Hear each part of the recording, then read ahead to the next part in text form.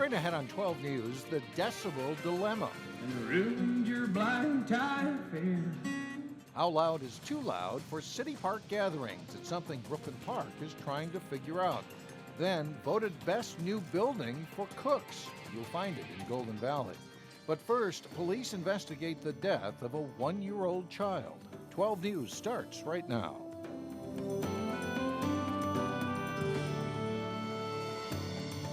Hello, everyone, and thanks for joining us. Brooklyn Park Police are looking into what caused the death of a 1-year-old child. The girl died last Thursday night. Cassie Bonstrom has more on the investigation. According to court documents, a 21-year-old man was watching the 13-month-old girl last Thursday at his apartment when the child suddenly stopped breathing. The man told police he was changing the girl's diaper when she became unresponsive. He gave her CPR, but she did not regain consciousness. The man then drove the unresponsive child here to the Maple Grove Walmart, where her mother was working.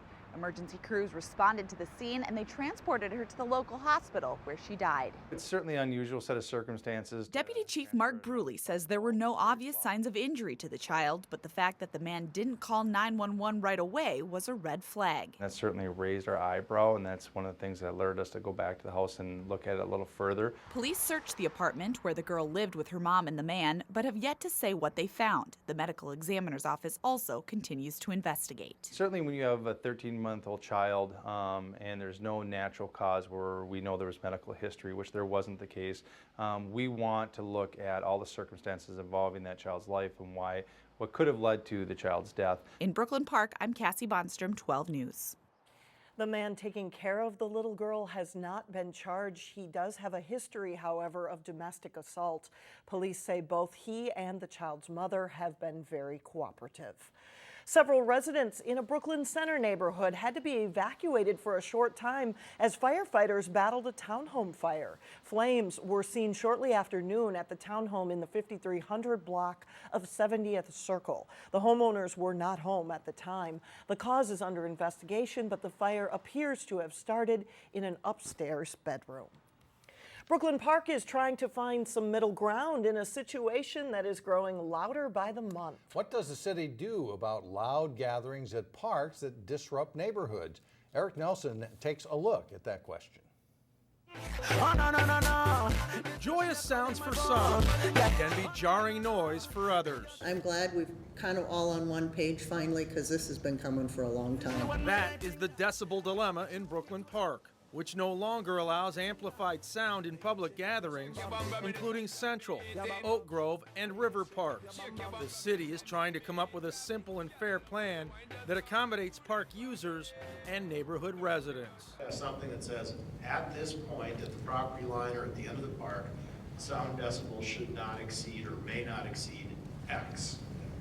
We have to figure out what X is. On the table are 3 proposals. Option 1 would allow park goers the chance to use a city-supplied boombox with a special permit. Option 2 provides a boombox, requires a permit, and would have an on-site attendant. Option 3 would require a special permit, a sound system supplied by park users, and an on-site attendant with a decibel device. We are not against each other, but we're trying to find a solution for something that works for everyone. I've lived by River Park since 1969.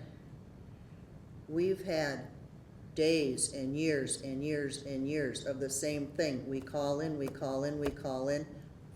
It never stops. At Monday night's city council meeting, sound expert Dana Dixon proved that going from 43 decibels to 92 decibels is pumping up the volume in a loud way. Blame it all on my roots. I showed up in boots and ruined your blind tie fair. Yes, there is plenty of noise from all sides on this topic. The chorus will grow even louder in the future as Brooklyn Park explores ways to build a park that will have a capacity of 150 to 300. That both serves the needs of special events like Tater Days, but also can accommodate larger group gatherings. And of course, hopes and dreams of a new park are still a long ways off. There are no concrete plans yet. As for the amplified sound issue, there will be a vote at next Monday night's city council meeting. Another issue of concern is overflow parking that spills from parks into neighborhoods at these gatherings. Mike? All right, thank you, Eric. A proposed ordinance to allow beehives in Brooklyn Park is getting some adjustments designed to protect neighbors. Under the proposal, a beekeeping permit would be denied if a neighbor can prove he is allergic to bee stings.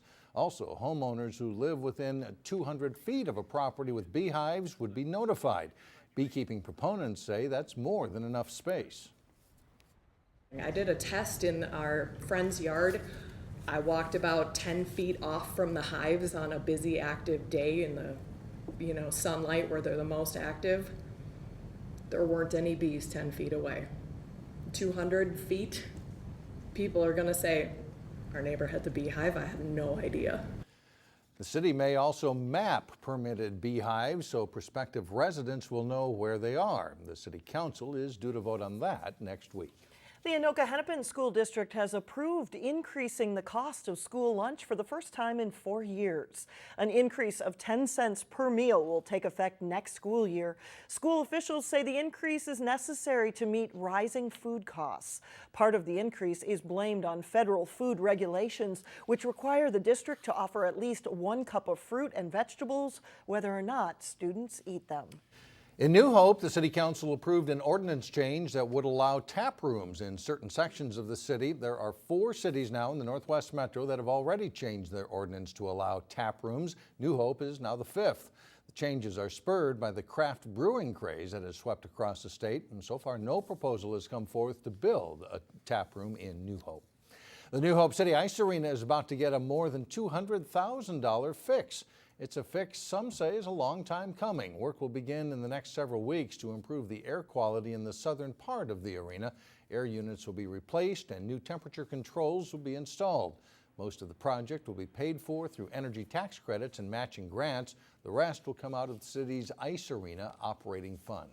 A former senator and 2012 Republican candidate for president made a stop at a private Catholic school in Plymouth.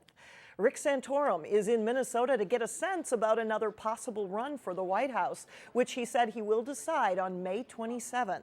Santorum spoke to a local crowd at Providence Academy in Plymouth about the new book he and his wife wrote about their daughter Bella. She was born with a rare genetic condition. The Santorums have 7 children, but Bella requires 24-hour care because she's unable to talk, walk, or feed herself. Santorum said Bella has taught them the true meaning of unconditional love. Bella taught me that simple truth, that in the end, all that really matters is that selfless love that you have, and it's in you, and it's transformative. It changes who you are. It makes you a different person. Santorum spoke as part of Providence Academy's annual guest speaker series.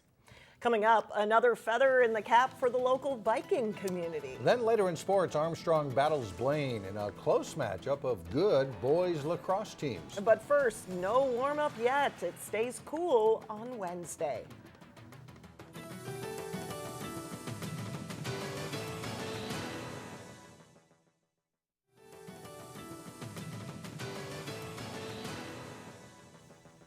According to a new report out, Minnesota is ranked as the 2nd most bicycle-friendly state in the nation. Bicycling is a healthy and low-cost way to travel, but it's also a great form of exercise. And in today's Health Check, Delane Cleveland takes a look at how to get the most out of your bike ride. Road riding is just so much fun. With spring weather descending upon the Twin Cities, cycling is great for a cardio workout, get your heart rate up. Many bicyclists have come out of their winter hibernation to enjoy nature and get some exercise in the process. It's also great because it is a low-impact sport. So cycling is good for working muscles, but also protecting the knees, not having that impact. Building muscular endurance from tackling hills. So a great overall workout. Tiffany Berenberg is a cycle coordinator for Lifetime Fitness. I do recommend clipping in. It keeps you more stable with the bike. For her, cycling has become a way of life. I love riding out. Plymouth, Maple Grove area, we have so many great areas to ride. For other people who want to explore the great outdoors on 2 wheels, she has advice on how to make the most of your ride. The nice thing with cycling is you can make it a variety. You can go out how you feel that day. She tells riders to get on a bike about 2 to 3 times a week. If they're feeling sluggish, She suggests a casual ride of a couple miles. Day you feel good, the temperature's great, maybe you're gonna go out for a 10-15 mile option. The more difficult the terrain, the more calories you burn. Yet before any cyclist hits the roads or trails, she says they need the right accessories to ensure a safe ride. One of the most important things you're gonna need on your bike ride is a helmet. That's important because 60% of bicycle-related deaths are caused by head injuries. She also suggests carrying a chew packet for nutrition, a cell phone in case you need to call for help, an extra tube in case you get a flat tire, and a CO2 cartridge. Then, of course, having a bike bag to keep all your stuff that you need in your bike. Just a few tips to make the most of Minnesota's relatively short cycling season. For Health Check, Delane Cleveland, 12 News. Another thing to remember, experts also say that your bike can lose air pressure in between rides, so be sure to make sure that your tires are properly inflated before you jump on it. Well, coming up, something for foodies to feast on. We'll take you to the place voted best new building for cooks. But first, Wayzata and Maple Grove play a tight game on the baseball diamond. John Jacobson has the highlights up next. It's a little more painful to take a loss when you're ahead the whole game and you lose right at the end. A home run will do that. Heartbreaker, and it's kind of the way the spring has gone for this team. The Champlin Park baseball team has had some heartbreaking losses this season, including last Friday against Delano when they lost a late lead. Oh, they were hosting the Centennial Cougars on Monday, and Champlin Park jumps out to the lead. Riley Johnson poking a hit to right to bring Noah Booley around from second base, and it's quickly 1-0 in the bottom of the first. Same inning, Derek Smith. It's a seeing eye bouncer over the mound and off the shortstop's glove. Johnson and Brian McGill score on the play, and Champlin Park grabs a 3-0 lead after one. In the top of the fourth, Centennial gets on the board. Isaac Moore's single to center brings Jordan Ewing's home, and the Cougars score twice to pull within 4-2. Jump ahead to the seventh inning. Centennial's down to their last out. Dylan Hagan lines a hit past the third baseman and skidding into the wet grass. Noah Greensweg scores to make it 4-3. Tim Munn relieves Aaron Klepner, and Ewings greets Munn with a long drive to right that clears the fence for a 2-run homer, and Centennial stuns the Rebels 5-4. The Wayzata and Maple Grove baseball teams are having strong seasons. They aren't in the same conference or section, but their matchup is a good way to get set for playoff time. The Trojans paying a visit to the Crimson on a rainy Monday. Bottom of the second inning, Maple Grove's Jaden Roll lines out to the left fielder. Charlie Horton tags up to score from third on the sacrifice fly, and it's 1-0 Crimson. Wayzata evens it up in the fourth. Griffin Schneider grounds it past the shortstop for a hit. Clayton Bodine comes around to score, and it's 1-1 through 4. In the sixth, Wayzata takes the lead. Jake Marsh drives into the gap in right center field, and it bounces to the fence. That hit brings Schneider in with the go-ahead run, and the Trojans go up 2-1. Later in the sixth, they add an insurance run. Michael Bolke drops a hit into right field to score Tyler Brackey. Wayzata wins 3-1. Both teams are now 12-5 this season. The regular season is winding down in softball for Class 3A schools, whose section playoffs get underway next week. Umbrellas needed for the Park Center Pirates home game with Totino-Grace. Bottom of the first inning, Jillian Rosby singles past third and into left for a base hit. Naomi Field scores. Pirates lead 2-0 after one. The Eagles had trouble getting runners on base this day. Pitcher Rosby getting a strikeout to end the top of the fifth. Bottom of five, Park Center's Kira Musial muscles one to the fence in center field. Morgan Sherva and Rosby score on the double by Musial, and the Pirates lead 5-0 through 5. Coach Steve Erickson's team wins for the fifth time in the last 7 games. Rosby gets a strikeout to end the game, and Park Center blanks Totino-Grace 5-0. The Armstrong boys lacrosse team has been among the top teams in the Northwest Suburban Conference this spring. The Falcons were tested Monday night by a Blaine team that came in with just one loss in the season. First quarter, and the Falcons get the ball, and Nathan Borwick, who dekes a defender, shoots and scores, giving the Falcons a 1-0 lead. Blaine's Evan Anderson picks up the ground ball, then passes to Tanner Jones for the goal, and the Bengals tie it at 1. Second quarter, Armstrong's Elliot Olson feeds Matthew Zerrer, who passes to Justin Blando. His low shot is in for a goal. That's 2-2. The Bengals lead 3-2 at halftime. A little more misty out for the second half as the Falcons try for the tie, but Bengals goalie Blake Nastrom comes up with a big save on Borwick.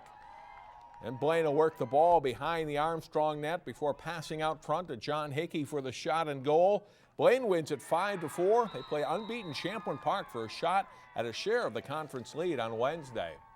The West Lutheran softball team is the number 2 seed in the upcoming Section 4A tournament. Jason Melillo profiled the Warriors on this week's Sports Jam show on Channel 12. Here's a clip from that story. Summing up this spring for the girls on the West Lutheran softball team is easy. It's simply been a whole lot of fun. Oh my gosh, it has been awesome. Just an amazing experience. I mean, the group of girls that we have playing for us too have just been wonderful, and everyone gets along like we're sisters, like we're family. It's just been awesome. The Warriors, who play in Class A, used a balanced offense and solid defense to win 15 games in a row before losing 1-0 to perennial AA power Casson Manorville. But that loss actually made the girls believe in themselves more. Just know that we can play with anyone. You know, we like going into this tournament, we knew that was going to be our toughest competitor probably, and we just know that we can stay with any team. Catch the rest of the West Lutheran story and much more this week on Sports Jam. It's on through Wednesday at 3:30, 6:30, and 9:30 p.m. on Channel 12. And they will host a game on Thursday in their first playoff action. All right, thanks, John.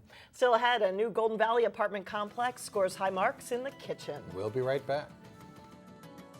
And finally, a new Golden Valley luxury apartment is getting a shout out for its range. That's gas range, that is. The Star Tribune named the Arcata apartments the best new building for cooks. The condo-style apartments all feature gas ranges, which was somewhat unusual for a rental property up until recently. A gas range offers precise temperature control over an electric cooktop.